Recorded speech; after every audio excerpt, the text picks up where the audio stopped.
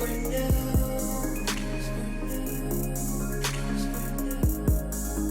Those days when I had you.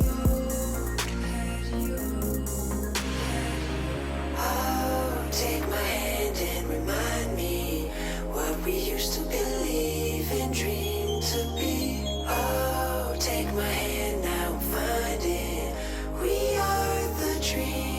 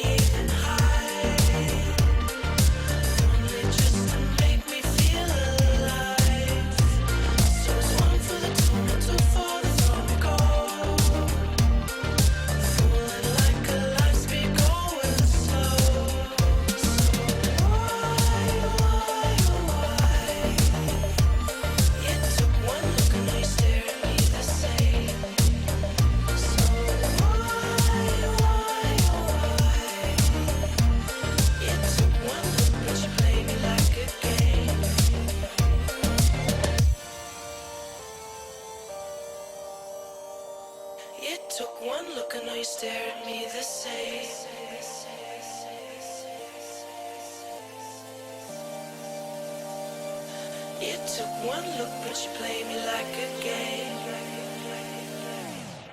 I can see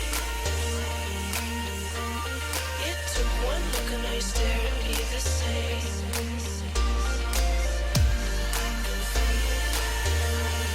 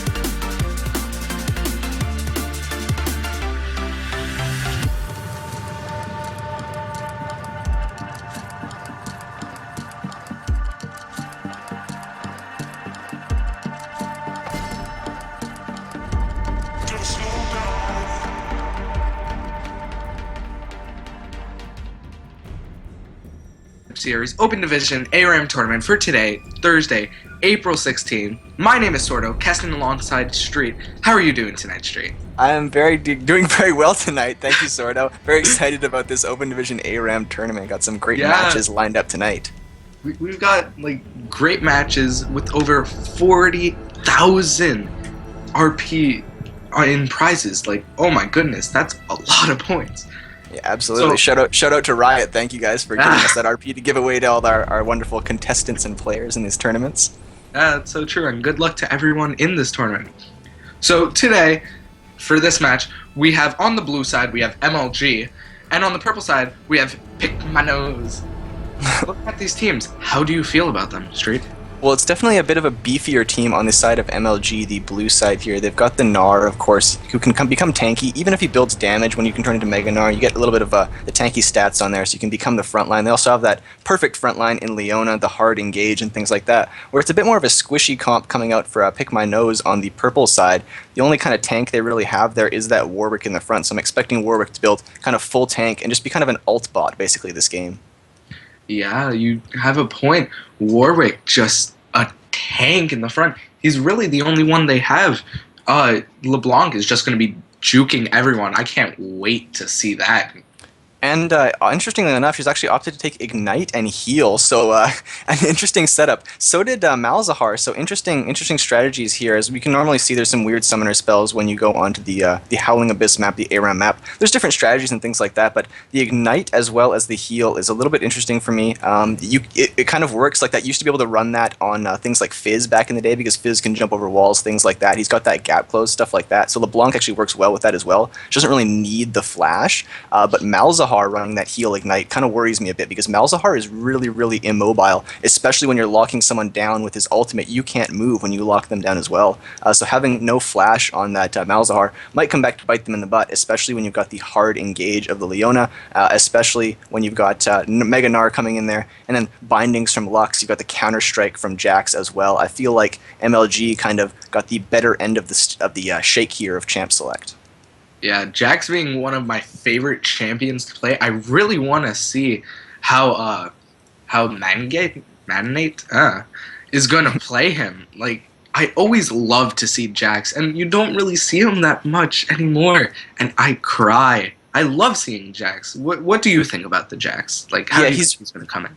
Well, he's definitely fallen out of flavor in the current meta. There's a lot more kind of just tankiness in the current meta, and having some sort of a almost like assassin-y bruiser like Jax isn't as helpful as it used to be back in the day. And especially on a map like Aram, it's not the greatest thing in the world. But the one thing that is nice is the counter strike of Jax, like I mentioned before. That's AOE CC. And having such a small map, as I always talk about, Howling Abyss is an extremely thin map. Having a Jax that can jump in and counter-strike multiple members of the purple side there of Pick My Nose, that could be really devastating.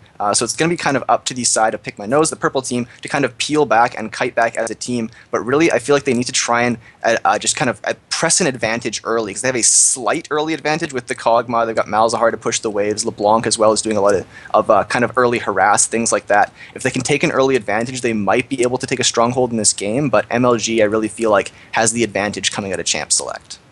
Yeah, something that I just love about Aram is that entire meta is just thrown out the window. You just get whatever you get. League could be like, you're going to play Shaco, you're going to play Evelyn. They're just going to throw you a random champion and see if you sink or swim. I just love that about the Aram. Yeah, you're absolutely right, and that is really what kind of makes these ARAMs so much fun, is that a team that is kind of strategically better doesn't have that advantage from Champ Select. Normally, I feel like I'm reasonably strong in picks and bans, and I feel like that's one of my advantages over people that might be better at me in the actual game mechanically and things like that. But like you said, an ARAM, that's thrown out the window, and it's pretty much how well can you do an early 5v5 laning phase, and how well can you turn that into team fighting later in the game. So we'll see how well each team can do that here. But I'm really, really scared if somebody gets hit by a light binding there from Lux or Q, something like that. They can train some CC on top of that with Leona, with Jax, even Gnar with the slows. And Vel'Koz, really, his ultimate is going to be hard to avoid on such a skinny map like this. Yeah, it's the same thing with Lux ultimate. It's a linear thing, so it's probably going to hit something. So it's very dangerous to have both of those champions in this match. Yeah, absolutely. And the thing for Pikmin knows is they do have an AD carry, which is usually extremely strong on these Howling Abyss maps, the ARAM maps. But the thing is, it's a hyper carry in Kog'Maw, one who's very squishy, and they don't have that much peel as a team. So I'm kind of expecting to see Malzahar possibly use his ult. Oh, unfortunately, I just exited game somehow, so hopefully I'll get back in there. But I'm expecting to hopefully see Malzahar use his ult defensively to peel for his Kog'Maw. Because if they keep that Kog'Maw alive, let him get some items, let him get some farm, things like that, he might be able to actually carry them as they get into this late game. They do have a ton of carries on their team. I'm just worried if they'll be able to kind of choose one to put all their eggs in their basket and actually work with that kind of one and done strategy. I feel like MLG has a lot more ways to win this matchup. Yeah, they can be so diverse in what they do. Like, so many different champions can build so many different things. And that's the beauty about ARAM. You start with a lot more gold, and at level 3, you can just do so much more with your gold and with what you build into. This actually really worries me. What? Oh my goodness, this is crazy. I was just about to say this worries me, and this double worries me now. Everybody on the side of Pikmin Nose has gone AP. That's an AP Cog and an AP Shaco. So I'm not sure exactly what the strategy is on that, but I would have loved to seen some AD coming out, because now MLG can just build lockets for days, build Abyssal Scepters. They already have great AP damage. Here's the engagement Leona, though. Oh wow, here comes everyone going in! Lux getting the first kill, Malzahar going extremely low, using his heal, getting away from the Jax. That's very surprising that he was able to get away from Jax. Jax having to back up just so early. He is just so low and squishy as well. And that is what I was scared about from the beginning, is the hard engage there from Leona. They kind of just check the bush right there, and Shaco gives up the first death. He didn't even get a chance to flash right there. And Malzahar, the other person that got chunked, doesn't even have a flash, so he burned his heal. But you see Leona on the front line right there, taking care of some Shaco boxes. She needs to be careful, though, because there's tons of poke on the side of Pikmin. Yeah, right now she's just eating it, just being like, I'm Leona, I don't really care what you got for me. So she's just sitting there eating everything. But I mean, again, like you were saying, just such hard engage from the side of MLG. Pick My Nose really does have to be careful with the fights that they're going to try to pick with MLG. I like how Shaco has started to set up defensive boxes there. He's set up defensive Jack in the boxes, so when they try and jump and try and dive on them, like we've been seeing the side of MLG attempt to do here in the early game, they'll get feared by those boxes and take some damage. If you keep them defensive and stop trying to use them for offense, like he's been doing a little bit earlier in this game, I think that'll really pay dividends, because they need to play a kind of defensive style, just poke and disengage. Be careful of that Leona in the bush, though. Yeah, Leona can always come in, just stun someone, and the entire team can just go off of that one stun. And there's really nothing that you can do. You're just stuck there. Yeah, it would definitely benefit Pikmin Nose if they had a little bit more peel in their comp, but unfortunately, like I said, it is mostly just kind of carries. Their whole comp is built around, I want to carry, no, I want to carry, no, I want to carry. And that's the unfortunate thing when you get into ARAM, is you don't have the luxury of selecting a team comp where everything is working together and synergizing. There's Jax jumping in on that Shaco box to get the last hit right there. Yeah, no, you gotta kill those things. Go as hard as you can on those. What do you think? That this game, gotta hit them hard. Absolutely. The Shaco boxes are extremely annoying, so having the team kind of work together to take them down quickly is going to be really nice, but see some Vel'Koz geometry right there, getting some poke in on that AP Cog, who is selected the tier, so if you are going AP Cog, I like that start, but like I said before, I would have really preferred an AD Shaco and an AD Kog'Maw in this setup, but here goes Leona. Yeah, they're going to try no. Yeah, here comes Jax with the counter-strike. He's going to be able to get Shaco. Gnar gets the Malzahar, and they are going to have to back up. Wow, that was a really good engage off the Leona stun. My goodness. Yeah, Leona pretty much baited right there. They were really close to killing Leona, but the thing with Leona is she didn't even use her exhaust, didn't even use her flash, still had 2 summoner spells to burn. They walked right into a Lux Binding, and that's what I was worried about from the beginning of the game, but Jax kind of overextending here. Jax gonna get stunned by Leona, and he's gonna go down to Shaco, standing in the back, throwing his knives towards Jax. Wow, the knife thrower himself. Yeah, Shaco picking himself up a kill, which is what he needs, because he really has a hard time CSing, but he's just walking right up that Leona, which I wouldn't exactly do right now. Oh, Leona trying to go in with the stun. Lux hitting the light binding, but Leona is going to get hit with the chain, and she is going to go down to the Shaco, throwing his knives from the back. Their MLG is going to have to back up. They cannot engage this. Yeah, good job from the side of Pick My Nose right there, using these slight advantages they have. A couple of their members have been able to go back and buy a couple things there. You see Malzahar, of course, with the Blasting Wand, as well as that Negatron cloak there. So he's probably going to go into an Abyssal Scepter, which I like, because it'll really help kind of protect against the AoE damage from the Vel'Koz, as well as that Lux. And Lux has been on point so far with her Qs, and if she lands those, it's going to be a long night for Pick My Nose. But I like what they're doing so far, pushing back, trying to take control of this lane. Yeah, and like you said in the beginning of the game, Leona already building Ages of Legion, so that MR team comp is going to start to feel that pain of the Locket whenever it's built. Yeah, absolutely, and of course there's an Athene's being built, but here's the engage. Counter-strike. Leona coming in with the stun, the light binding, hitting onto Warwick, but he's going to be able to get away. LeBlanc trying to hit the chain and trying just to get something back from that trade.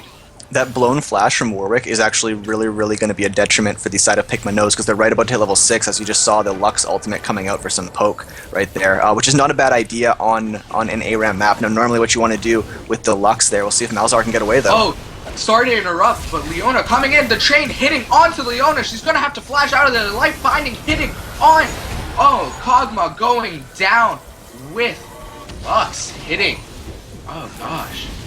Yeah, so what you normally want to do with that Lux there on something like a Summoner's Rift is wait until you land the Q and then full combo with your ultimate as well as your E. But in a situation like this, with a low cooldown like that on that Lux laser, with everybody here who can't go back, can't heal themselves, no sustain on the side of Pick My Nose, shoot that ultimate as soon as it's up every single time, which you see Kobayashi doing right there, just to chunk everybody out on the side of Pick My Nose, and they pick themselves up a kill for that extra poke. Yeah, but they have to be careful now, because Warwick is now level 6. He's going to have his ult, and he's going to be able to just lock you down, and there's nothing really that you can do.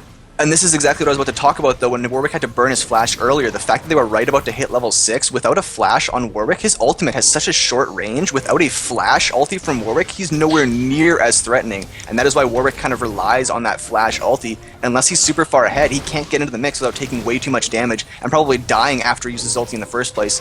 Having that flash allows you to get immediately right into somebody's face and pick it up, but LeBlanc going in. Goes straight into the middle. Warwick using his ult, taking down Jax, but no, Malzahar is going to take the kill. Malzahar using his ult on the Gnar, going to be able to take him down, but Gnar able to take down Shaco. And everyone is dying. All my friends are dead. Leona is going to go down to the Kog'Maw. My goodness. Yeah, great engage from MLG right there. They're using their ultimates in coordination with each other, which is exactly what you want to see, is they have the ult advantage, if the ult kind of wombo combo teamfight advantage. But this side of Pick My Nose right there, you've got a needlessly large rod Kog'Maw now. The fact that he died that one time is actually really beneficial for the side of Pick My Nose. Having Cog in the back line right there, shooting out with that huge needlessly large rod damage, really kind of saved them in that teamfight and allowed them to turn it around and trade somewhat evenly. Yeah, and the two tanks are now getting their items, their MR items, and it's going to start to be more and more difficult. The more times they come, the more tanky items they're gonna get, and that's the beauty about ARAM. You're dying, but you're also going back and getting items.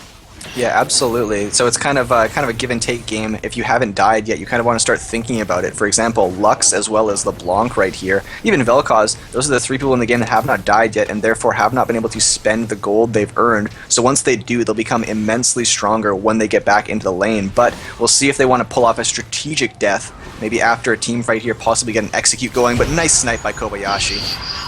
That was a snipe with the ult if I've ever seen one. Good job on the Lux, just knowing I can hit my ult on this Aram. It's a linear map and able to kill. I don't know what that dude's name is, but yeah, let's just refer to him as Cogma for now. But Here there we comes go. Jax with the counter strike, and Leona able to pick up the kill, which is a good thing and a bad thing to have a tank end up getting the kill. But oh, Shaco with the double. The thing about press F for gold, though, is he's been so aggressive on his team, having him be ridiculous. There's the Warwick ult, though. Warwick going in with the ult. Shaco going from behind, getting the kill. And MLG is going to have to back up. Their tanks are just too low to try to contest this. Great job by Warwick getting the ult off underneath the turret. Leona's gonna go down, though. Oh, she's going.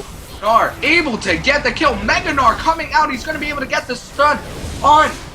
The ult by Gnar. Here comes Vel'Koz hitting his ult from behind, and like we were saying before, he's able to hit his ult from behind, stay in the back, and just kill everything. Press F for gold is absolutely fearless on that Leona, and that flash ult from Planetary on Gnar was about the best Gnar ultimate you could pull off. I can't really think of a better Gnar ultimate that you can make from there. That was absolutely phenomenal right there, and they're really kind of using the advantage they have, MLG that is, on their team. Press F for gold, going to try and kill himself here to go back and spend the gold he's earned. Yeah, Leona getting a bit too aggressive, killing Warwick, ending up getting the kill. And I mean, she's able to go back and finish that locket, which is going to be very beneficial to her team in the long run. LeBlanc going in, hitting the chain, but that's not going to be able to do enough. Warwick trying to come in, getting slowed and having to back off because of that tower. Tower damage just, oh, goodness. It kills team fights. And Kog'Maw is doing a good job of making sure anytime his team gets any sort of CC off, he throws his ult on the CC target, but here we go. Jax using the counter engage, but he's going to get hit with the chain and is going to be just slowed where he goes and not be able to go anywhere. Warwick ending up getting the kill. Great execution by Pick My Nose right there, getting in and getting out. They picked themselves up a kill on the counter engage, like you said, from Jax. He flashed forward to get the counter strike on multiple people underneath the turret right there, but they picked up the kill and then just backed off because Mega Gnar was in effect. So great play there from Pick My Nose. Yeah, something that I'm liking about this LeBlanc, she goes in, hits her chain, and just backs up, lets her team do whatever they need to do. So it's a really good job on this LeBlanc, knowing her champion and knowing what to do with her. And I was going to say she should be able to pick up a kill on Lux right here. Yeah, Warwick using his ult, able to kill Vel'Koz, and everything is going down. Everyone is just dying. Lux is going to go down as well. And this is the first death for Lux, so as you can see, she bought a death cap outright right there, plus another amp tomb to try and finish off her Athenes. So Lux will hit extremely hard when she comes back. So yes, this is Pick My Nose kind of coming back in the game, but I'm really interested to see once we have Vel'Koz and Lux, the two people, the strongest members of MLG, back in the game with the items they've bought, with all the gold they've earned so far. It could be a different story for these next couple team fights. Yeah, and the only true MR is coming out of that Abyssal Scepter, so we're going to have to see how hard this Lux is really going to hit. Yeah, that's a great point. I really would have liked to see a Locket Rush probably from the side of Warwick right there. Probably the best bet. Here's the engage, though. Hello. Leona going in deep, using her ult, but getting hit with the chain. Warwick trying to come in. Shenko is going to just die with his dummy.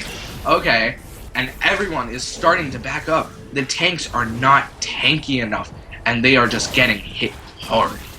Well, the Pick My Nose is doing a great job of disengaging. Excuse me, and press F for gold, to be honest, got a little bit ahead of his team right there. He has to kind of realize that he has a little bit more gap close than his team does, also burning the flash, so his team can't follow up as well as they could in a different scenario right there. But really good job at Pick My Nose, kiting back as a team and delivering kind of sustained damage as they disengage. Shaco's been doing a good job, but huge damage from that Gnar host. Oh my god. Where did that come from? Yeah, he's hitting damage. Mega Gnar is... Oh, gosh. He's just huge. Oh, jeez. Lux hitting the ult, and they're going to be able to try to engage off of this, but Leona not able to hit her stun, and Jax not able to get in with the Counter-Strike. And Malzahar going down there, unfortunately. Like I mentioned this before in Champ Select a bit with the Summoner spells. I really would have loved to see a flash on Malzahar right there. Ignite is not as useful on ARAM maps as it is on Summoner's Rift because there's more kind of room to get some kills going. Whoa! Lux going down, and they're going to be able to engage on this. Warwick using his ult onto the Jax. Leona trying to send Warwick. Gnar trying to get damage on him. Vel'Koz using his ult, able to kill Kog'Maw. And Kog'Maw coming in to try to kill something. But just everyone is still too tanky and has too much health. But getting stunned. Leona going in. Gnar able to pick up the kill on Warwick. Malzahar is going to able to kill Leona. And just the tower is going to go down. Malzahar is just too open, and he is going to go down to Lux. And that's actually just the first turret of the game right there. And Lux, oh no, the shutdown actually coming out. So Malzahar picks it up there from beyond the grave. Lux thought she could get herself an execute, but unfortunately a little bit too soon there. But she will be able to go home and buy something extra special there with that death cap paying dividends already in these team fights. First turret of the game going over to MLG. Yeah, she's doing a lot of damage. Looking at her score, 6-2-8 is telling the story of this game, of this Lux really doing the damage, doing the number onto Pick My Nose. And a good heal coming out from Vel'Koz right there. It's one of those situations like I kind of talked about. It's sort of the same situation with Lux, like I was mentioning before, where you usually want to save your heal on Summoner's Rift. But on the ARAM map, it's not that big of a deal to kind of just blow it just to heal your team and keep themselves kind of healthy, because you can't go back and heal. It's a little bit more useful. It's a little bit more important to chunk people as well as keep your own health high on this map. Oh my goodness, I just saw the knife hitting. Oh, never mind. Here comes Warwick going in with the damage. LeBlanc coming in, hitting Jax hard. Lux here trying to hit her all. It does not work. And it was LeBlanc, by the way, coming in and just demolishing everyone. Leona trying to use her ult, going in onto the Kog'Maw. Kog'Maw is going to go down to the Vel'Koz, and they are going to keep going hard. The ult coming out from Gnar. He's hitting everything. Leona picking up the kill onto the Malzahar. And LeBlanc having to heal, but another kill, a double kill onto the Leona. And everyone is dying around this Shaco. Shaco using his boxes trying to save this tower. Planetary's ults on Gnar, his flash ultimates have been perfect. They have been so well. He's been kind of almost single-handedly winning these teamfights, to be honest. Planetary doing an amazing job at timing. I mean, his team's obviously working in coordination to time the Mega Gnar transformation and things like that, but Planetary's flash ults have been just absolutely perfect. They've been flawless and making these teamfights very easy for his team. Yeah, something that I noticed with the Gnar, he stays in the back. Okay, here comes Leona trying to get the Malzahar, but not able to. And everyone's so low, they're going to have to start running for the hills. Mega Gnar coming in right at the time just to save him. Warwick trying to go in and get the kill on the Gnar, but that will not happen. And Lux actually, well, Planetary might go down here. Hello. He'll be able to go back and Here buy, comes probably. 2 stuns out, 2 ults used.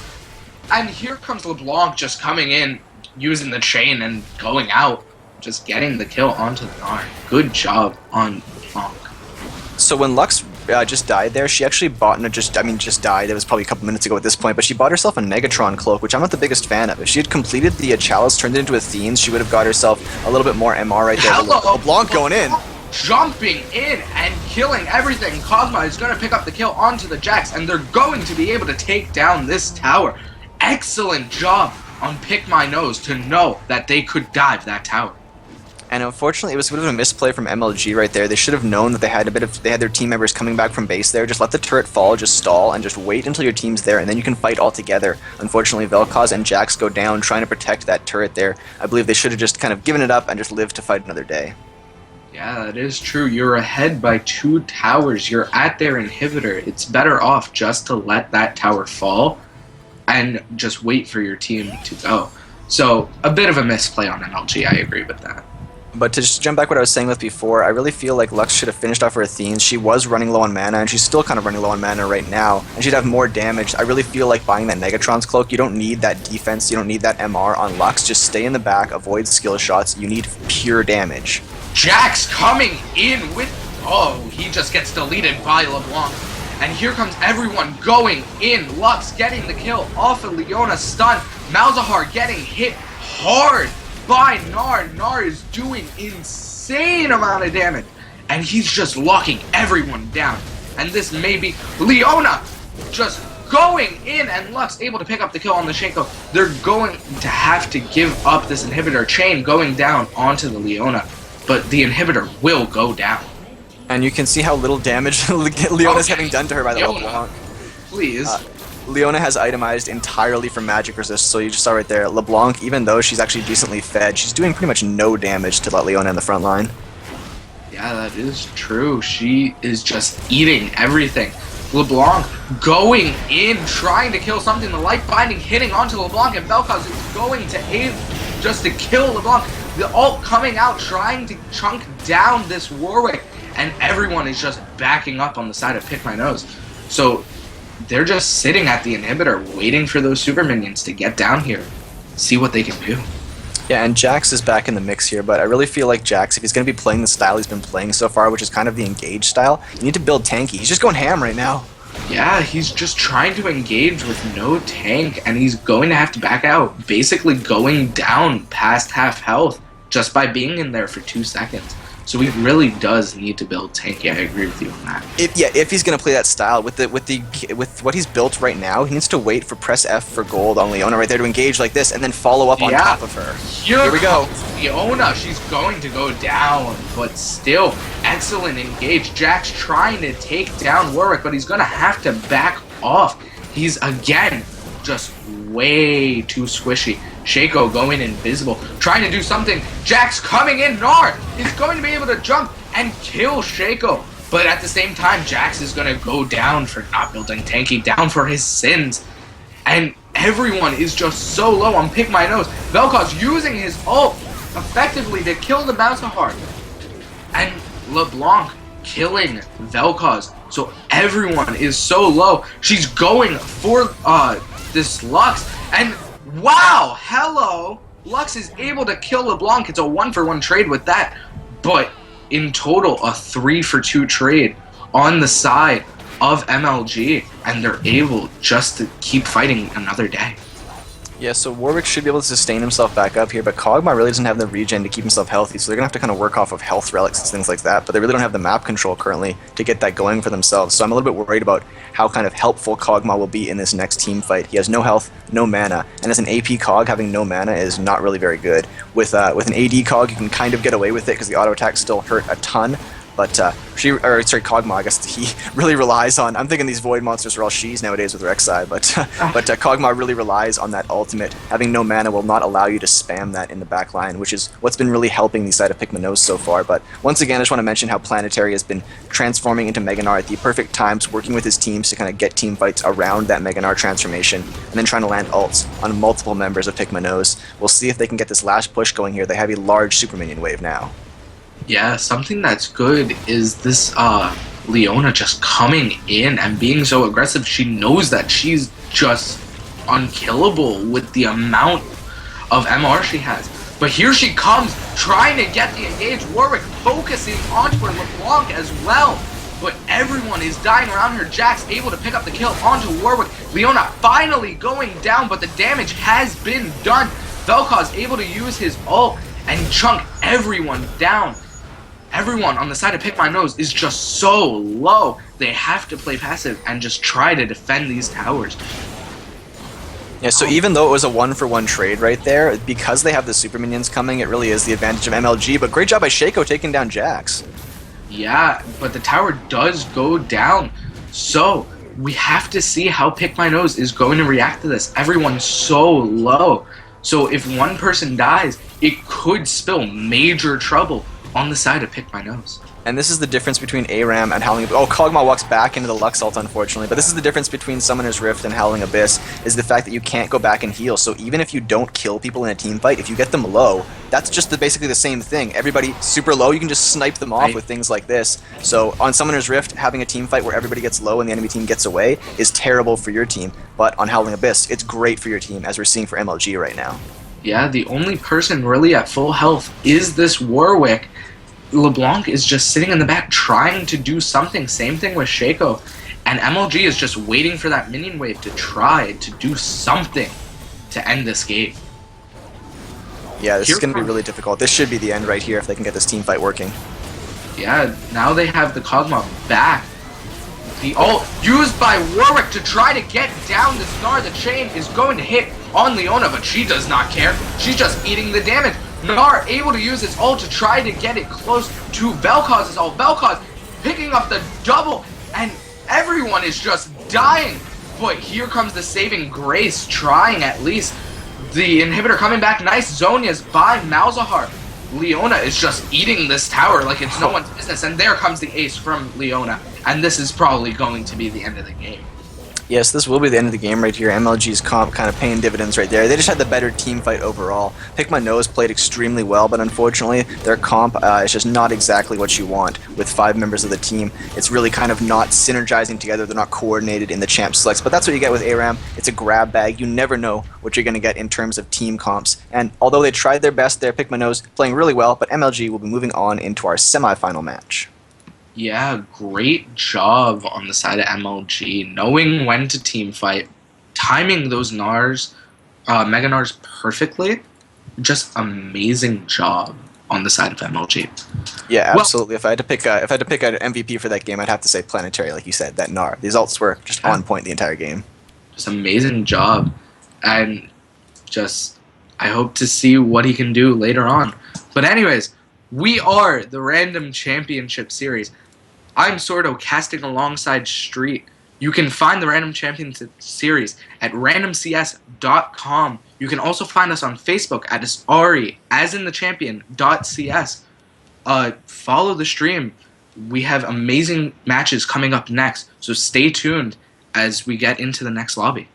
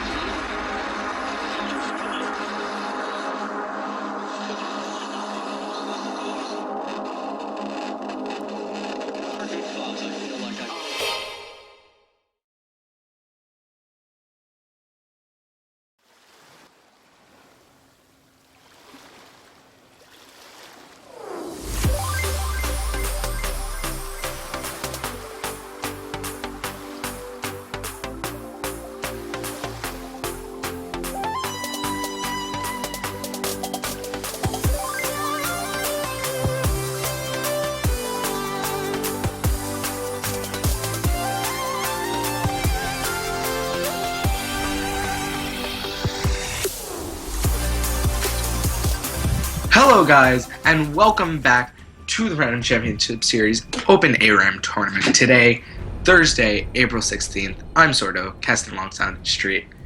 We're into our next match. How do you feel about these teams, Street? It looks like we've got kind of even matchups, to be honest. It's pretty well-rounded teams for everybody. They've got the Kate-Janna combo, which is going to be extremely strong in the early lane phase there. Just shield up that Kate, early turret damage, early pokes. She's got that Piltover Peacemaker as well, the safety of the 90 caliber net. It's really a great champion, especially in the early ARAMs, but Draven should scale up here as the game goes on. So I feel like in the AD carry department, at least, because they got one per team here, Kate has the early advantage, but Draven should outscale her a little bit later. But I like the kind of almost wombo combo R setup they've got going with the Zyra as well as Fiddlesticks. If somebody gets thresh hooked, they can just train all that stuff on top and really kill anybody they want to. But some good assassination potential as well with the Katarina as well as that Jax for the side of MLG on the blue team. Yeah, Katarina always being that wild card, just coming in, doing the damage. She might die in the process, but she does damage and she hurts when she gets into the middle of those team fights. Yeah, absolutely, and we always mentioned on such a small map, it's a lot easier to hit your ultimates on multiple people, but it's also a lot easier to get hit by stuff like your Zyra ultimate, the Fiddlesticks ultimate, the Fears coming up from Fiddlesticks as well. Any sort of CC they have, which they have a lot on the side of the purple side, Tonka Trucks and Ladybucks. So it's going to be difficult for press F for gold to get in there as Katarina and do efficient damage before she gets CC trained on top of her and goes down from that. But a lot of heals coming out for the side of MLG, 3 heals there, Janna opting to go for the heal. So I kind of like that setup, and a fair amount of exhaust, 2 exhausts to be exact, for Tonka Trucks and Ladybucks, which I really like. Exhaust the Jax, exhaust the Katarina, and when they jump in there, they really aren't much of a threat anymore. Yeah, what do you think about the Lee Sin that, we haven't seen one this tournament, so what do you think about him? He's pretty hard to use on an ARAM map like this. He definitely kind of lends to his overall mobility on Summoner's Rift. He can jump over and use ward hops and things like that. The fact that there's no wards in the Summoner's Rift, on Howling Abyss, really kind of just eliminates part of Lee Sin's effectiveness immediately right off the bat. There's no more insect. You can do like a half-assed insect where you kind of flash behind the person and get a kick, or maybe Tuxie is insane at Lee Sin and we'll see some sort of a kick flash, which is insane to see, and you only really kind of see in the higher elo tiers because it's a very hard thing to pull off. But Lee Sin just much more effective on Summoner's Rift, I feel. Very hard to play, kind of the same as the Katarina. Really kind of excels a bit more when you have open spaces to kind of dash away, stay in the back, and then jump in at opportune moments. Very hard when the entire team is stacked 5 on top of each other. Yeah, I want to see this Lee Sin just pull off some crazy stuff and just able to kick someone back and just initiate the team fight once again. Like, this is going to be really fun to see this Lee Sin go. Yeah, absolutely. I really feel like both sides here have gotten great team comps. They've gotten themselves at least a one support in the Janna on the side of MLG. And then the Fiddlesticks, who's, you can kind of say as a support, the Zyra and the Thresh as well. And they've got that hard carry, the hyper carry in Draven. So I really feel like both teams have comps set up that really can win the game. If they play properly, they can easily win the game either side. It's going to come down to skill, I feel. Even in the early game, they're fairly even. Mid-game, fairly even. Late game, fairly even as well. Some decent scaling from either sides.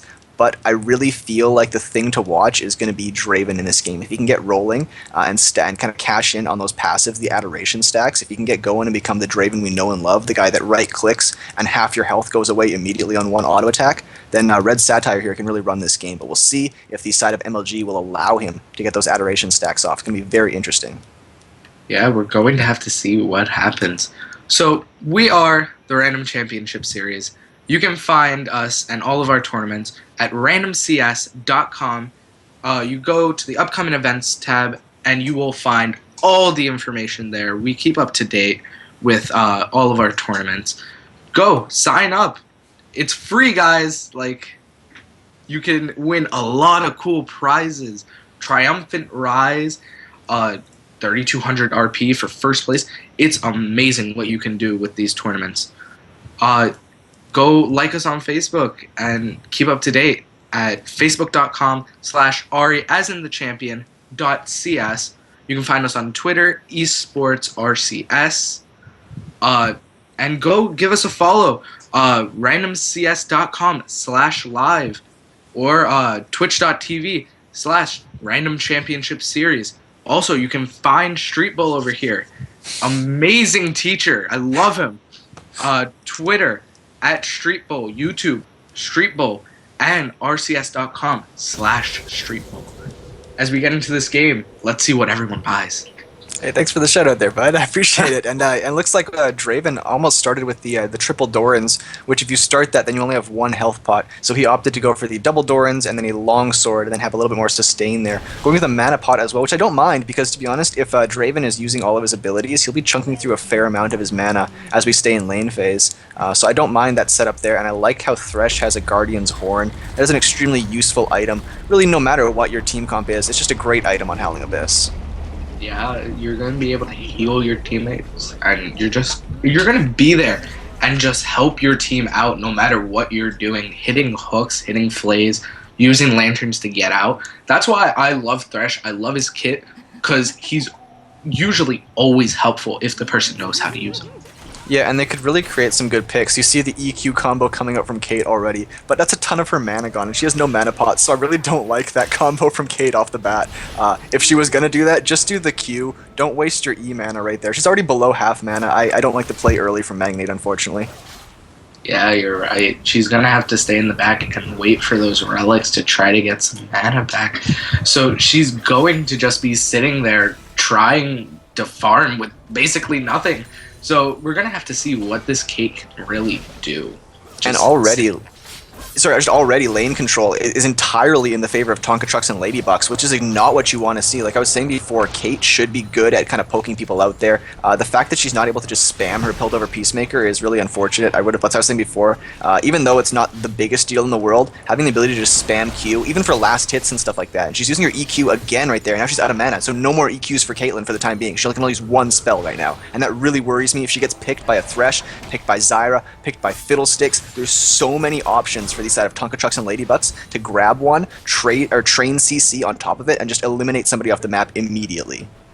Yeah, something that I'm liking. Draven is just straight farming. So he's going to become just powerful. And like you said, he's a hyper carry. So he's going to just be destroying people later on in this game.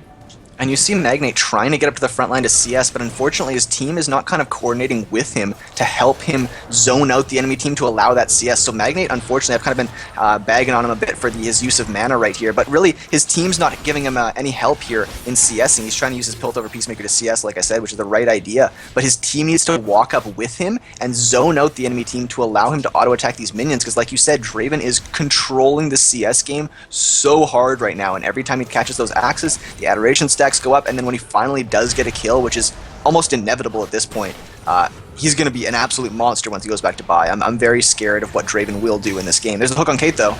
Yeah, that hook, they were trying to engage, but Kate, lucky enough, she was able to use her net and just get out, because they could have engaged on that, and that would have been devastating for this Caitlyn.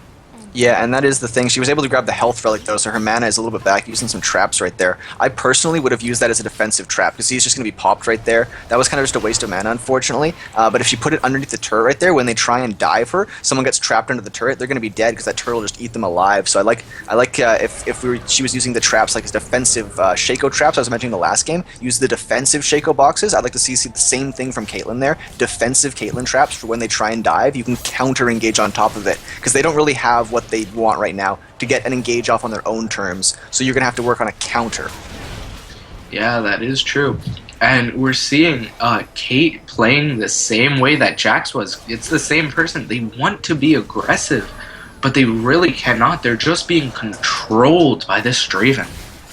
And using the Qs right there to try and CS these waves and clear the waves, which, like I said, is the right idea, but it's really scary because she's kind of dabbling on the side of not being able to use her E to escape, so has to really manage that mana very carefully. And good crows there by Fiddlesticks, gets onto the Jax, and unfortunately the kind of the instinct is when you get a spell tossed at you, you run away, but when you have the crows from Fiddlesticks, you run back into your team and they just start bouncing around in your whole team. So unfortunate little bit of a play right there, but thankfully for them, Fiddlesticks really not going for that much damage. He's more of a CC bot right now. Oh, hello! Thresh hitting the hook, but nothing able to happen. They're all able to just back away. Yep. Good hook by Thresh. I want to see later in the game if he can hit those hooks again.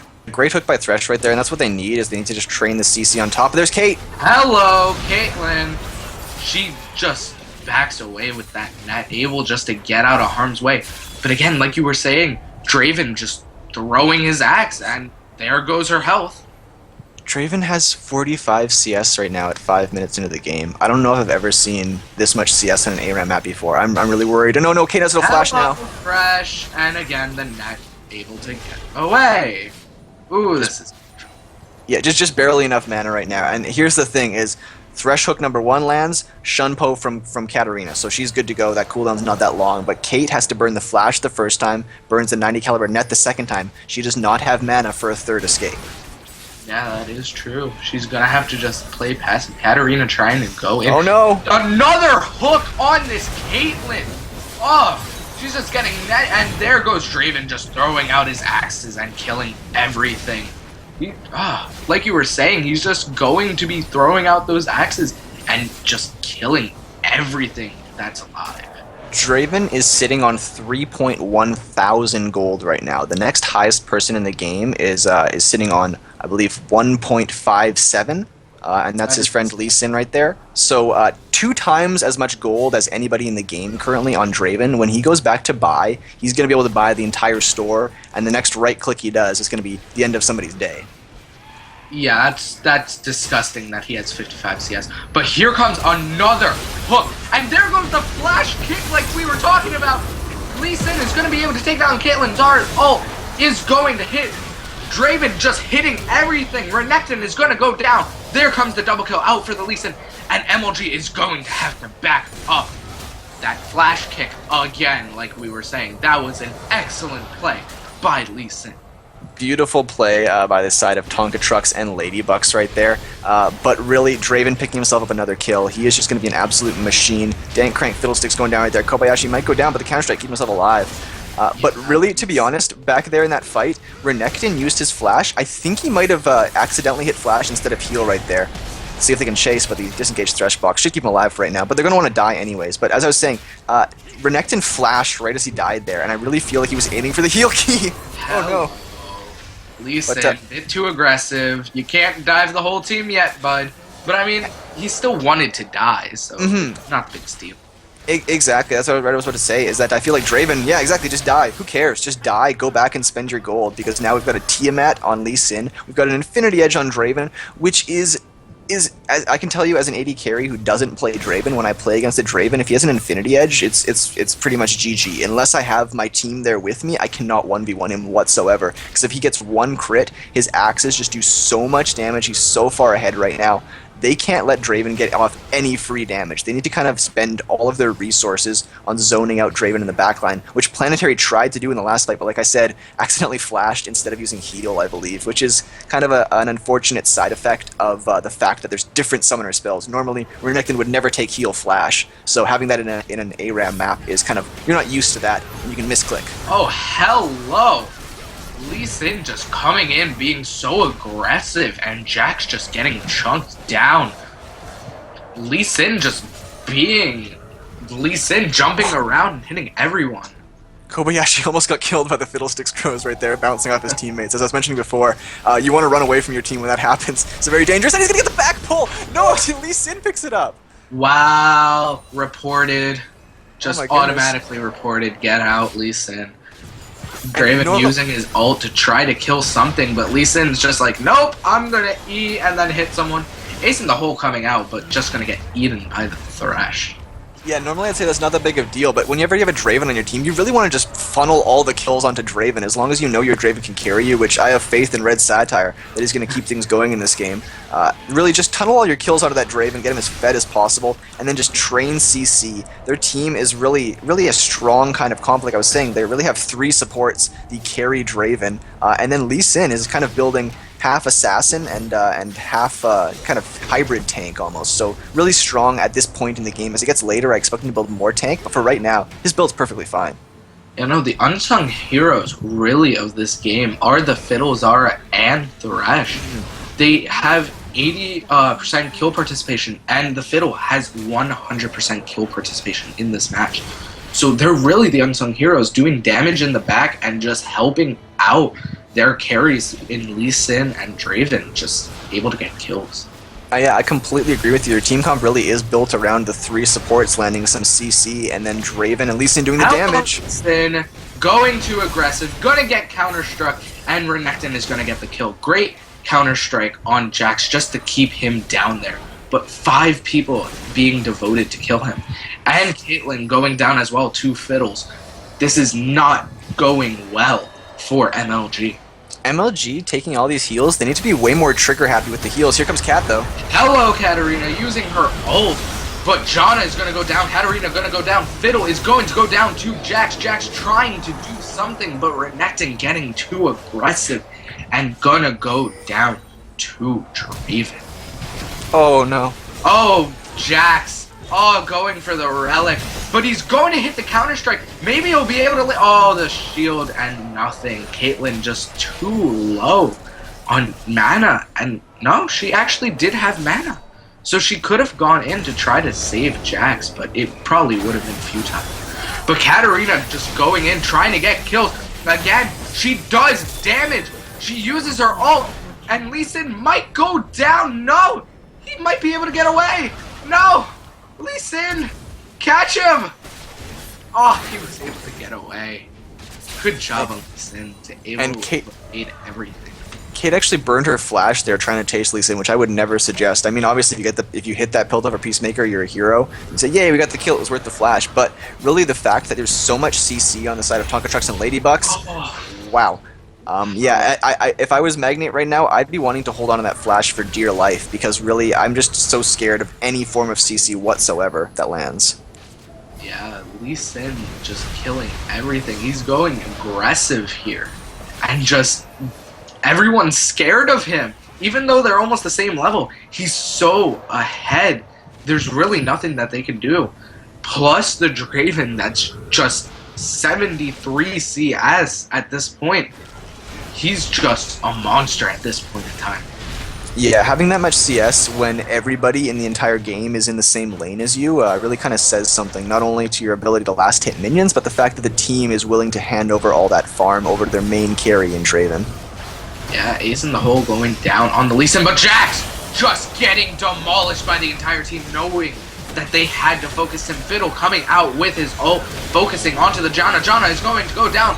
Renekton going down as well. The hook onto the cape, hitting, and this may be an ace. Yes, it is. Draven just hitting everything, auto-attacking just everything to death. And they're just going to take these tower shots wanting to die, basically. Oh no! He isn't able to die. But here comes Jax getting the kill onto the Fiddlesticks, being so low. They really just want to die. Oh! He was almost able to get away with the execute. My goodness. That's so unfortunate there. They really couldn't decide whether... should we leave this turret up and try and kill ourselves with it, or should we burn the turret, try and go for the inhib, and they kind of just did half and half. So they get the turret, they get half of the inhib's health, but they all die for it, which is not a big deal because, like we keep saying, when you die, you can go back and spend the gold that you just earned from the last team fight. But you are definitely giving some gold over to the enemy team as well, and we saw in that last team fight, if you give Katarina the chance, she will clean you up in those fights. So a little bit kind of back push from MLG, but still, Tonka Trucks and Ladybucks in firm control of the game on the purple side. Yeah, they have to... MLG has to really just pick their fights carefully. They need to start pushing towards that tower. But here comes the hook onto the Jax, excuse me. Just doing damage, trying to stay back. But there comes the crit from Draven, chunking down Jackson. Like you were saying, he's just going to be standing in the back, throwing out his axes, and just killing everything. Yeah, absolutely. When you've got 7 kills, the most kills in the game on Draven, you're doing pretty well. You've kind of done exactly what Draven was designed for, is get an early lead, get ahead, pick up some kills, spend that gold, and then just be unstoppable. Because Draven really isn't exactly the best at keeping himself alive, but if you allow him to do free damage, he is a god. And that's one of those champions where if you get ahead, here he goes Fiddle though. Oh, hello, Fiddle using the flash plus the ult. Lee Sin again stealing another kill. Report this kid. And they just have to back off of that inhibitor. There goes the inhibitor down. But Draven, he wants more. Lee Sin wants more as well. Just hitting everything.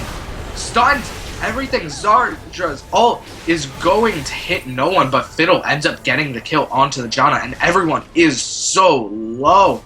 They just want everyone to die already. And here comes Jax trying to kill Draven, but no. He just does way too much damage at this point. Yeah, absolutely. And if you noticed, every time that Lee Sin, every time Tuxie goes in there, Feilina on Thresh is throwing a lantern for an escape, as well as some shields, some damage shield, I guess you could say there. So I really like the coordination from the team, even though Lee Sin is kind of going a little bit over-aggressive for my taste personally. He's getting a little bit of backup from his team, so they're making it work, specifically with this giant advantage they have. You see the kill score is 19 to 10, but the gold score is a 6k difference, and I feel like a lot of that comes from not only the CS from Draven, but also the adoration stacks being cashed in on from his passive. Just everything going right so far for the side of Tonka Trucks and Ladybucks. Yeah, Lee Sin just goes in hard every fight, and it's paying off for him. So I want to see what MLG is going to do to try to stop Lee Sin. What do you think they can do to try to stop him? They actually, if they can time it right, this is kind of up to Larry Bird here on Janna. Janna can actually tornado Lee Sin's Q, so if they do that, and then they train CC on top of that, if they get the W stun from Renekton, maybe a counter-strike from Jax, they need to kill Lee Sin, because Lee Sin does a fair amount of damage. Now he's picked up a giant spell, so he's going to be a little bit harder to kill, but to be honest, Lee Sin is overextending, so if they can CC him down, if they can land a tornado as Lee Sin is following up on his Q, he gets kind of knocked up into the air right there, and really is kind of just left in no man's land, and that's what I want to see, is them capitalizing on the over-aggression from Tuxie, but here goes Jax. Hello, Jax trying to use the counter-strike to try to engage Renekton using his ult, but goes down to Fiddle. Katarina is going to get hit by a Lee Sin Q and just get kicked in the face. But Draven sitting in the back, throwing his axes. Caitlyn and Jax are going to go down, Janna being the only one left. And this could be the game for Ladybucks. And just, wow, that was just a good game on the side of Draven, being basically the MVP, getting 10, 3, 7. And Lee Sin trying to go in onto the Janna. He wants everyone dead at this point. Yeah, let's see if they can actually stop this. They might be able to stop it. Sugar of health. Katarina just killing everything, getting a triple kill, and saving that Nexus. GG's, get out. That is a save by Katarina. Good job on her, knowing that she just does damage. Yeah, really good job so far from Press F for gold. He's been doing a great job of cleaning up on those resets and things like that, but Tonka Trucks and Ladybucks probably could have ended the game right there, but unfortunately one auto attack away on that Nexus. So the game will continue on, but they are really in no danger. Their first turret still at a little bit over half health. Here's the Fiddle ult though. Oh, Fiddle just trying to go in. He's trying to save that tower. They want the perfect dream here, but he has to defend against 5 people. And Caitlyn could just take down the tower very quickly, but Katarina trying to go in to this Fiddle, but the tower is just doing numbers. Jax trying to go in as well, using the counter-strike. Monsoon used by Janna, but it does not help Jax. He's going to go down. And here comes the final push. They're trying to end this game. Lee Sin, the E just hitting him. The kick to Katarina's face. Jeez, that just broke her. And they are just pushing down. Renekton trying to use his ult to stay alive and take everyone down, but Draven hitting the Katarina hard. And Renekton still alive, trying to kill everyone, but this will be the game. Good job on Draven's part to just end this game. Just amazing job on the team in general. Yeah, absolutely. Exactly like you said, kind of partway through the game. Really the MVPs of the game were the kind of the 3 amigos there, the 3 support amigos, and Thresh, Zyra, as well as Fiddlesticks. Doing a great job. Of course, Fiddlesticks building more AP towards the end and stuff like that, and Zyra getting some AP of her own. But really, it was their CC and stuff that allowed Draven to get so far ahead, not to take anything away from Draven. Red Satyr did an amazing job CSing and things like that. Great coordination of the team all together. Their supports helped the carries carry the game. That's exactly how I'm going to play that comp. Beautiful game from Tonka Trucks and Ladybucks, and they'll be moving on into our grand finals here. Let's see if we have the other team actually selected. Yes, it is going to be all mid, all modes versus Tonka Trucks and Ladybucks in our grand final. So that's going to be quite the match to see. Both teams extremely strong, extremely high caliber of play. Yeah, all mid, all mode, always being in these ARAM tournaments. So I want to see what Ladybucks are going to do against all mid, all mode. But we're going to have to see that in our next match. We are the Random Championship Series. You can find us at randomcs.com/live. It'll take you straight to our Twitch page. Give us a follow. You can go to randomcs.com to sign up for our events. I'm Sordo, casting alongside Street, and we'll see you in this next match. stay tuned.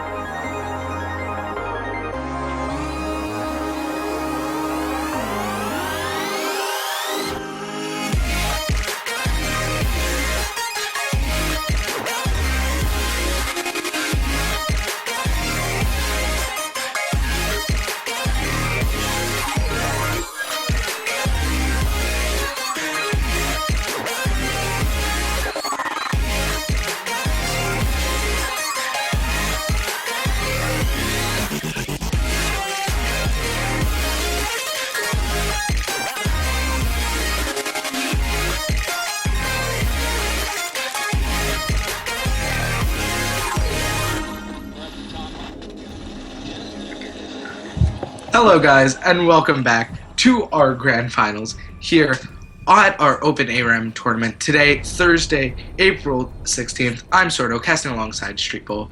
We have on this final Tona Trucks and Ladybucks on the blue side, and all mids, all modes on the purple side. How do you feel about these teams, Street? This is actually, it looks like, I feel like the advantage is going to go out to the purple side here of all mid, all modes. They've got the Alistair, which is extremely strong. They've got TF, who can really kind of sustain his own mana up with the blue cards, as well as poke constantly CS well. Cassiopeia as well is an absolute monster, especially that's why I like I said, the Alistair on their team. They've got Peel for that kind of extreme carry and Cass, because if you let Cass go free, she's an absolute monster, but if you let people die for her, she dies extremely quickly. So I like the setup so far from all mid, all modes. We'll see what Tonka Trucks and Ladybugs can do. They've got a decent comp, but I really feel like it's a little bit more well-rounded on all mid, all modes. We'll see how Tonka Trucks and Ladybugs can pull it off, because they've got the Event Horizon from Vigar, they've got the ultimate from Malphite. Vladimir's great because he can just pool any form of CC and things like that. And we'll see how Legend of Korra plays on Lee Sin. We saw in the last game some great plays out of Tuxie on Lee Sin, but it's going to be Legend of Korra on him this time. So we'll see how that works, the swap. Yeah, he's on Aurelia now, so we'll have to see how he's going to do on that. But I like what you were saying with the Alistar. Let's see how he can do. The biggest combo that he can do is that headbutt plus that slam. So let's see if they're going to use that to engage, or are they going to use that headbutt plus the slam just to disengage and let everyone get out? Because like you said, they really do need to protect the people in the back. Yeah, and they have a little bit of a squishier comp than the side of Tonka Trucks and Ladybugs. They've got a little bit more bruisers and more tanks, people that just become naturally tanky on the blue side of Tonka Trucks and Ladybugs. And on the purple side of all mid, all modes, really the only kind of designated tank they have is that Alistair, and we'll see how Kha'Zix decides to build. Because he's a little bit similar to Lee Sin in that you can build him tanky, you can build him damage, you can make him an assassin or make him a tank or make him kind of hybrid. We'll see how they decide to go. But a cleanse actually picked up for Rare Candy on Kha'Zix, which if you can use that cleanse properly, it's extremely effective.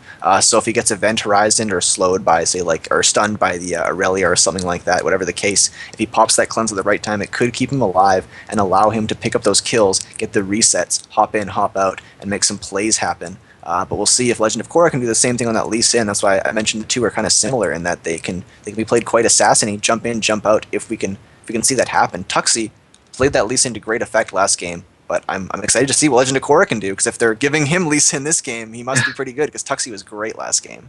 Yeah, there's always a reason why a team is in the grand final, and they do what they're going to do. So let's see if Tuxie is on that Aurelia for a reason. But something that we haven't really touched on is that Vigar. How do you think he's going to play into this whole team comp of Tonka Trucks and Ladybugs? Now, since Vigar was changed a couple patches ago, he's not exactly the same champion he used to be. He used to be pretty darn amazing because you could just insta-stun somebody with that Event Horizon. Now it's dodgeable. But as we always mention, very slim map on Howling Abyss, so it is still hard to dodge the Event Horizons, just way easier than it used to be with the old Vigar. Vigar much harder to play nowadays. But we'll see how they can use it properly. That's why I mentioned I'm really expecting Rare Candy. He really took the cleanse, I feel, for the Event Horizon more than anything. So he kind of knows that he'll be getting involved in the Vigar mix, and if Vigar can use that defensively and Rare Candy can cleanse it properly, it should be kind of nullified right there. But the Event Horizon, I really feel like, is Vigar's big sort of contribution to the team. Of course, he has damage as well, but that AoE CC is really something that helps any team comp that you're on. Yeah, so we're going to have to see how both teams really do play together. So, guys, we are the Random Championship Series. You can find us at randomcs.com. Go to the upcoming events page. Look at all the tournaments we have. Thursdays are usually ARAM. Fridays, ARAM Midi, alternating with our 1v1s. Amazing events. And then Saturdays, you have the Summoner's Rift with so many different divisions. Everyone can play, and everyone has a chance to win those big prizes. Triumphant Rise, 3200 RP, and not to mention all the other prizes that you can win for second, third, and fourth. So go to randomcs.com, sign up. It's an amazing event. Plus, it's free. So as we get into this game, let's see what everyone is going to build. Yeah, absolutely. Starting the game off here, it is kind of ARAM maps are really. I mean, obviously, Summoner's Rift there's kind of standard starts for most people, but ARAM gets pretty crazy. And as we see right here, we've got 4 Catalyst the Protectors for the side of all mid, all modes. We've said before how they really love that item on ARAMs, but are they loving it a bit too much here? We'll find out if they are. Love for an item, like, to some extent, I never knew that could happen. Mm. Well, when it's this good on this map, and we mentioned before, because there's no sustain on this map, you can't go back to base and heal yourself. Having the mana as well as the HP regen every time you level up is really helpful, and obviously the Calister Protector then builds into things like Rod of Ages or Righteous Glory, whatever it is. There's Legend of Korra scouting out the bush. Good job by him just throwing a Q in there and making sure that he's not face-checking it. Throw it a skill shot to check the bush, don't walk into it. Yeah, if he would have face checked that, oh my goodness, it would have been the end of his life. Yeah, and it's actually interesting because Cassiopeia has opted to go for 5 health pots as well, which, to be honest, I feel like Cass uses a fair amount of mana, so I would have expected her to see some sort of more mana regen, but who knows, maybe she'll be going for those health relics once they start spawning, but already all mid, all modes in control of the laning phase of this game. Yeah, there's nothing really that Tonatrux and Ladybugs can do. They're getting choked out already from the beginning, just like they were doing last game. But here comes just some sort of an engage by Aurelia, just trying to get them to back off. They don't want what they did to MLG to happen to them, where they just don't get any CS, and they allow everyone else to just pick up all the CS. Yeah, you're absolutely right. That is one of the things that people don't think that much about on ARAM maps because it is so team fight central. But CS does still matter, and getting those last hits, getting that extra bit of gold will pay dividends in the long run. Yeah, the event horizons are coming out fast and furious. Aurelia is starting to go in again. Vlad using the pool just to get out of the way of everything. And like you were saying, Vlad is just going to be using that pool to try to get out of the way of everything. But he's going to have to stay in the back till he hits that level 7 area. Yeah, Vlad definitely not as strong in these earlier levels. Going to try and just keep himself alive with the sustain from his kit, getting some health back from these minions. But a good job by Alistar just constantly spamming his heal, keeping his team healthy. Yeah, Aurelia going in. She's just being that front line, staying in the front, trying to get damage. She's trying to get her team back into this. Lee Sin going out and just coming back in. They're just trying to get out of this death grip that all mid, all modes have put onto them. And you can tell that Tuxie is an experienced Aurelia player because he's been using his stuns properly, because when you have more health than your opponent, the stun becomes a slow, and when you have less health, it becomes a stun. And if we saw earlier there in exchange, actually, Tuxie had engaged onto TF there, onto Eric 185, and here we go, more exchanges actually. Yeah, trying to use that headbutt slam combo, but his team just, I guess, not on the same page, not wanting to go in, and they just all back off, which really isn't that bad of a thing because they still have control of the entire map at this point in time. Especially when you're getting the health bars chunked down, as well as Malphite blew his exhaust summoner spell right there. So just back out once the summoner spells are burned. You got a great headbutt pulverize combo from Alistar. They trained a little bit of damage on top of it. No need to over pursue. Just get a little bit of damage. Heal being used by Vygar right there. You're just slowly whittling them down in HP. And with the Alistar, you have way, way, way more sustain than Tonkatrux and Ladybugs could ever even hope to have. So just play this kind of just poke and sustain, and there's really no way that Tonkatrux and Ladybugs can get back in this unless there's a mistake and some bad positioning on the side of all mid all modes for right now.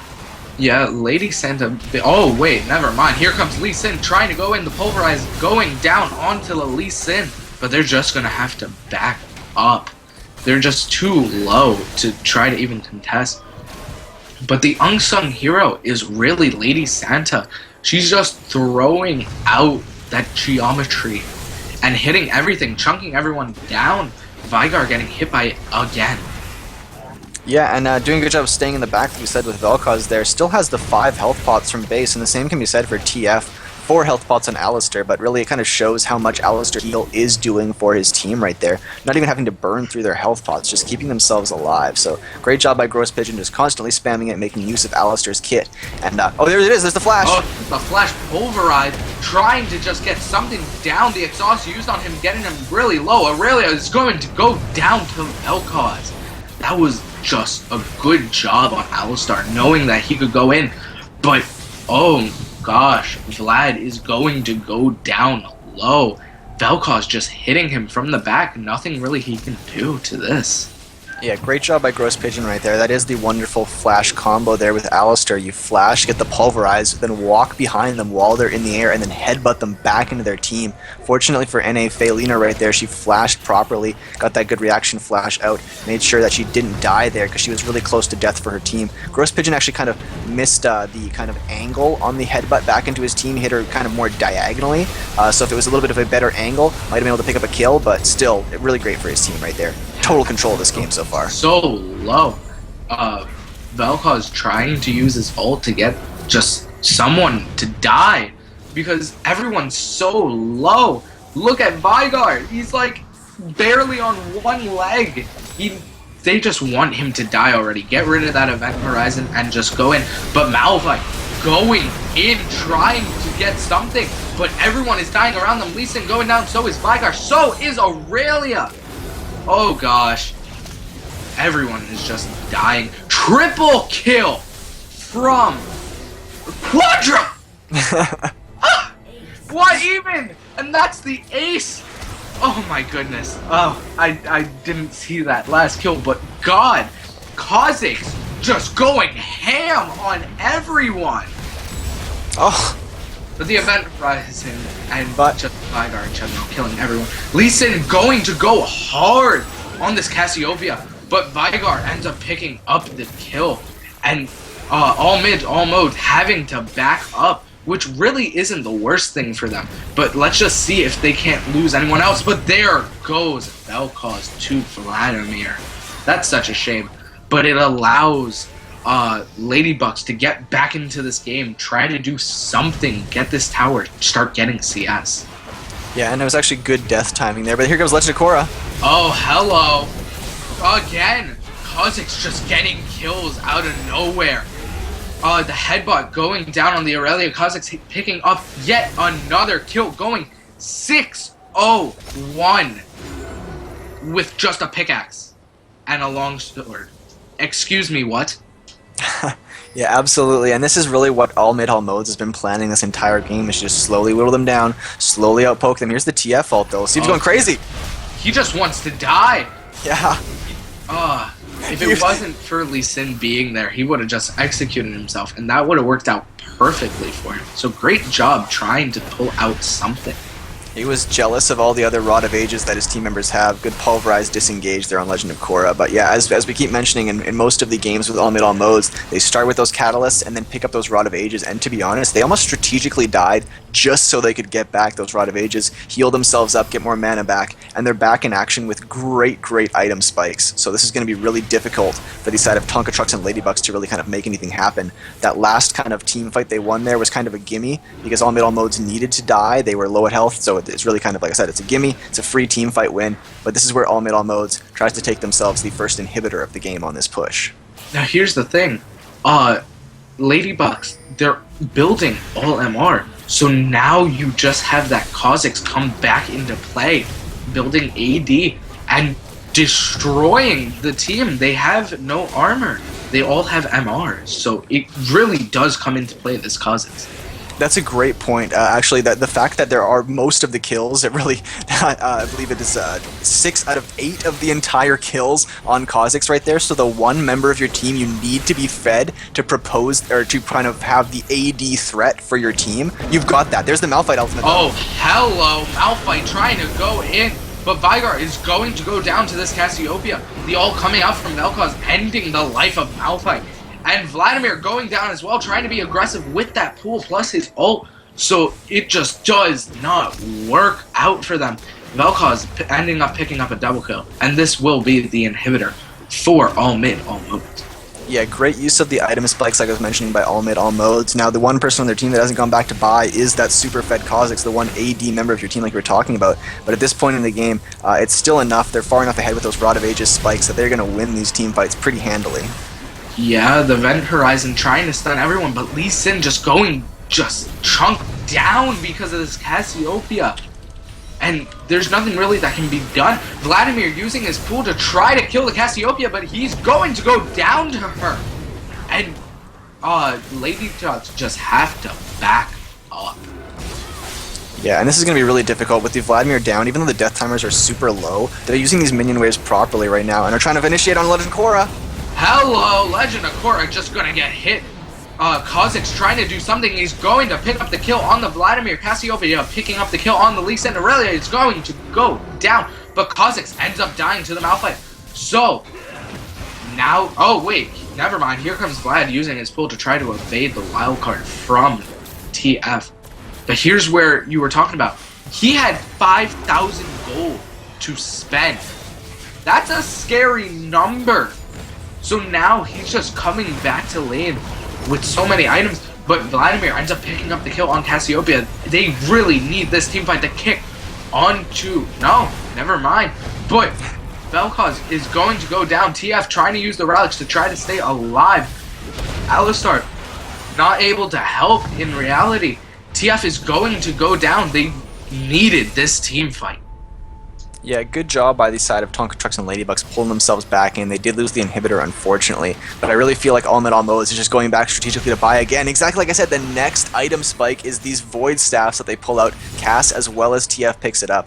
Locket finished, and then Vel'Koz unfortunately left out of the crew. Doesn't have enough for the Void Staff just yet, but he still has a decent little amount of APs built with the Blasting Wand as well as the Amp Tomb. So another little nice item spike for all mid all modes, and look for them to capitalize on it. Tuxie happened to burn his flash there from those Kozak spikes. Yeah, Cassiopeia doing just a lot of damage. Vel'Koz is going to take out Aurelia, and Kozik's just hitting people like a truck here, taking down Vladimir in almost one shot. This Kozik's is just becoming a monster in this game. 8-1-4. He's just destroying everything that stands in his way. Yeah, Super Minions coming in now. They should be able to try and take down the first Nexus turret of the game. We'll see if they can get themselves 2 on top of this. But Alistair kind of bringing up the rear right now. They have to wait for him. Hello, the ult, but he just gets deleted by the Kozik's. Vel'Koz using his ult to try to take down something. The tower will go down. Kozik's end up picking another kill. There's the double. Aurelia going down. Lee Sin is able to take out Kozik's, but goes down to the Vel'Koz instead. And this could be the game. Vladimir still alive, trying to hold it together for his team. The Event Horizon going down, just stunning people. Trying to keep this Vladimir alive. He's sustaining himself. But this could be the second Nexus tower going down. Yes, it will be. Cassiopeia taking it down. But they're trying to kill this Vlad. Vlad is going to be able to kill Cassiopeia. And TF is going to go down. So is Vel'Koz. Everyone is going down. And yet again, everyone going down. Kozik's able just to stay in the back and live. Yeah, great job holding out this game so far. Now they have no Nexus turrets, but still just holding onto the game right now because all middle modes was firmly in control just a little while ago. Let's see if they can grab themselves the first turret of the game for the side of Tonka Trucks and Ladybugs. They've got a little bit of a minion wave right now. Let's see if they can grab it. Yeah, Kozik's in the back, but he elects for himself not to contest this tower. He knows he would be CC'd and just locked down, and there was really nothing that he could do. Good job on him deciding, okay, let me back off and just wait for my team. Yeah, they're going to have to kind of defend this super minion push here. It's just going to be really difficult. They've got some decent wave clear right now, but it's really going to be difficult when this team fight breaks out, which is kind of starting right now. Yeah, the Event Horizon really stopping that fight to happen, because I think the intention of Alistar was to headbutt Pulverize and just start that team fight, which is really what he's been doing, and I like that a lot. Here it comes, headbutt Pulverize onto the Vlad, but Alistar getting locked down by this Event Horizon. So the team fight is delayed for at least another 30 seconds. Let's see what will happen. And the fact that everybody or all the damage dealers, at least on the side of all mid all modes, have either built Void Staffs or Last Whispers, depending on what damage type they specialize in, really kind of makes it so that no matter what Tonka Trucks and Ladybugs builds, they're already going to have that, whatever defensive items they have, just shredded through by that percentage kind of magic pen, as well as the percentage kind of armor pen there as well. It's just great itemization from all mid all modes, really backing Tonka Trucks and Ladybugs up into a corner that they can't really pull themselves out of very easily. Yeah, the inhibitor really just delaying the game at this point. They're just getting chunked down. Here comes the big fight. Kozik's is going to get just in the back. Vel'Koz is going to go down. Kozik's picks up the kill on to Vigar, but he just gets locked down. But everyone is pursuing after. He gets the double. He's might get the triple. Oh my god, he gets the triple here. TF just kiting this Lee Sin. And oh my gosh, is he going to be able to get the quadra? The flash pulled out by the Vladimir, trying to stay alive. He uses the pool to try to stay alive. He ends up killing Kha'Zix. And the only two people, it's a 2-on-2 right now. Lee Sin is going to get stunned by the cards. And he's going to go in onto this Tia. Again, stunned. He's going to pick up the relic, and there's nothing really Lee Sin can do to kill Alistar or TF. The exhaust coming out. And the Inventor has it. Alistar is going to go down to Aurelia. TF's ult is burned, but it doesn't really matter at this point. Yeah, TF's ult isn't the most useful thing in the world on this map because it's just one giant lane, so you can't use it that effectively. Dan Crank gonna die here. He wants to go spend his gold, I'm assuming. But actually a Banner of Command picked up there by Malphite, so it's gonna be some strong minions coming out for the blue side. Yeah, they're just trying to end this game. Vel'Koz using his ult, picks up a double. Kha'Zix just jumping around, invisible, sneaky ninja that he is, 007 up in this. And he's going for Tux. He wants this kill. Yeah, they have no turrets now to defend this Nexus, unfortunately. And to be honest, Rare Candy probably could just attack the Nexus and they'd be able to end the game right here. But they're going to go for Tuxie first. Oh, there goes Kha'Zix picking up the last kill. Oh, no, this won't be the last kill of the game. Maybe. Nope. Yes, it will be. There goes the Nexus down. That was a good game by all mid, all modes, especially that Kha'Zix. 15. I repeat, 15. 3 and 7. Good job on the side of all mids, all modes, and on Rare Candy especially. Yeah, 15 kills in 17 minutes is not too shabby. And then on top of that, you have 7 assists as well, so way more than 1 kill or assist per minute coming out from Rare Candy on Kha'Zix right there. Playing that champion extremely well, which is hard to do on an ARAM map like this, on the Howling Abyss map. It's very hard to play those assassin champions, but Rare Candy showing us how it's done right there. But a great effort coming out from Tonka Trucks and Ladybucks. Unfortunately, all mid, all modes are just too much, and they are going to be our champions for tonight. But of course, Tonka Trucks and Ladybucks will not go home empty-handed. They're coming home with a ton of RP for themselves. I believe 2,400 per player as well, our second place prize. So congratulations to everybody in our tournament tonight. Really great games. Yeah, and again, congratulations to all mid, all modes, walking home with triumphant rise plus 3,200 RP. Gosh, what I would do with 3,200 RP, I need to get into this tournament. But again, just amazing job with all mid, all mode. And good job on Ladybucks trying to defend as hard as they can. Just all around a good match. Yeah, definitely great tournament overall, and all mid all modes just knows how to play the ARAM maps so well, and getting some good champions as well on top of that, but really just a controlled win for them. Really excellent play from all of the teams in our tournament, but all mid all modes are just kind of a notch above some people. They're just really, really strong and know the specific strategies for this ARAM map. It's totally different than Summoner's Rift. And really you can see how much they've played these ARAM maps and how they know the ins and outs of the little different forms of, they've kind of created their own meta almost for ARAM, which they kind of apply each game. And it's worked out very well for themselves. They have lost before, so teams have found ways to beat all mid, all modes, but it's extremely difficult to do. So congratulations to all of our teams. Excellent tournament tonight. I had tons of fun casting it. Yeah, same. I can't wait to see these teams come back out again. We can't wait to cast you again. But anyways, guys, we are the Random Championship Series. You can find us at our website, randomcs.com. Go to the upcoming events page. See what tournaments you like. See which ones you can enter for. We'd love to see you out here. By the way, it's free. I cannot emphasize that enough. It's just free RP waiting for you to grasp it. You can find us on Facebook, facebook.com/Ari, as in the champion.cs. Find us on Twitter, esportsrcs, and give us a follow on Twitch at randomcs.com/live. It'll take you straight to our Twitch page or twitch.tv/Random Championship Series. Go give a follow to Street. My goodness, he's an amazing teacher.